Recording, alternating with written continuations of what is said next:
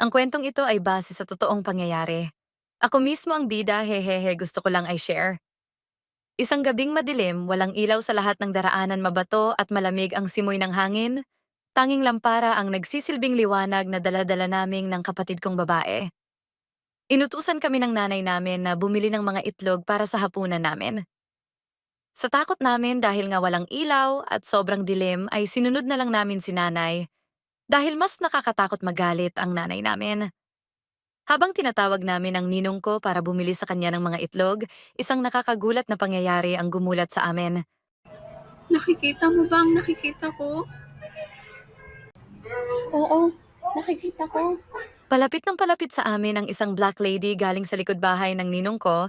Lumulutang ito na lumalapit sa amin, tanging lampara namin ang nagsisilbing liwanag, kaya nakikita pa rin namin sobrang haba ng buhok at bagsak ito na parang rebonded. Nakalutang lang siya at ilang dangkal na lang ay nasa harapan na namin. Sa sobrang tagal lumabas ng ninong ko ay tumakbo na kami at di kami nakabili ng mga itlog.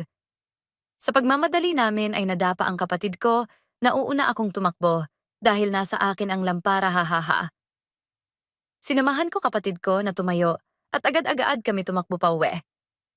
Eto na ang kalbaryo namin, alam naming na papagalitan kami ng nanay namin at eto na nga pinagalitan kami at pinabalik sa takot naming sabi naming siya na bumili. Hahaha, nakurit kami sa singit ng nanay namin at hindi kami tinantanan hanggat di kami bumibili. So bumalik kami, na takot at naiiyak. Pabili po itlog! Ninong, pabilis po. May multo po sa bahay niyo. Pabili pong itlog. Nakailan kaming tawag sa ninong ko bago niya kami pinagbuksan ng pinto. Nakabili na kami ng mga itlog at nakauwi ng bahay. Sobrang nakakatakot man pero isang alaala na lagi naming binabalik-balikan at tatawanan na lang pero bakas pa rin sa amin ang takot ng nakaraan.